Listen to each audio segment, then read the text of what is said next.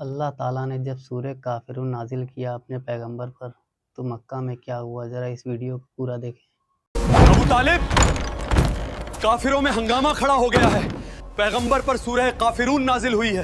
اللہ سبحانہ و تعالیٰ نے سورہ کافرون کو نازل کیا تو مکہ کے اندر ایک طوفان برپا ہو گیا۔ اے پیغمبر صلی اللہ علیہ وآلہ وسلم، کہہ دو کہ اے کافرو، جن بتوں کو تم پوجتے ہو ان کو میں نہیں پوجتا۔ سورہ کافرون کے نازل ہونے سے مکہ کے اندر ایک کھلبلی مچ گئی۔ آس پاس کے یہودی، نجران کے کرسچن، ایون تمام دنیا کے لوگوں کے اندر یہ سوال پیدا ہوا کہ آخر اللہ ہے کون؟ ہم نے محمد سے پوچھا کہ اللہ نے ملائکہ کو نور سے بنایا ہے، آدم کو مٹی سے، ابلیس کو آگ سے اور آسمان کو دھوئیں سے۔ تو ہمیں بتائیے آپ کا اللہ آخر کس چیز سے بنا ہے، شاید ہم آپ پر ایمان لے آئیں۔ اور ان کا جواب تھا کہ اس نے ہر چیز بنائی ہے، نہ کہ وہ خود کسی چیز سے بنا ہے۔ مجھے لگتا ہے وہ سچے پیغمبر ہیں۔ یہاں آپ غلط ہیں، پیغمبر آئے گا تو ہماری نسل سے ہی آئے گا۔ تو ان لوگوں کے ذہن میں یہ سوال آنا ایک دم لازمی تھا، کامن تھا، کیونکہ ایک بہت لمبے عرصے تک ان لوگوں نے کبھی ایک خدا کی عبادت نہیں کی تھی۔ ان کے خدا کی شکل بھی ہوتی تھی، ان کا خدا شادیاں بھی کرتا تھا۔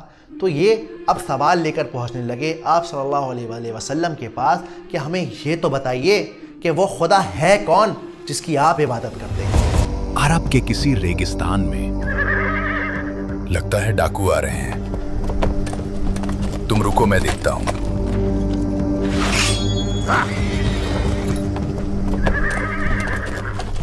ڈرنے کی ضرورت نہیں، آج ہم لوٹنے نہیں پوچھنے نکلے ہیں کہ محمد ہمیں جس اللہ کی طرف بلاتے ہیں وہ بنا کس چیز کا ہے؟ کیا وہ سونے چاندی کا بنا ہے یا وہ لوہے کا ہے؟ ہر بار جب اللہ کے نبی سے کوئی یہ سوال کرتا تو اللہ کے نبی صلی اللہ علیہ وآلہ وسلم وہی جواب دیتے جس کا حکم انہیں اللہ نے دیا تھا۔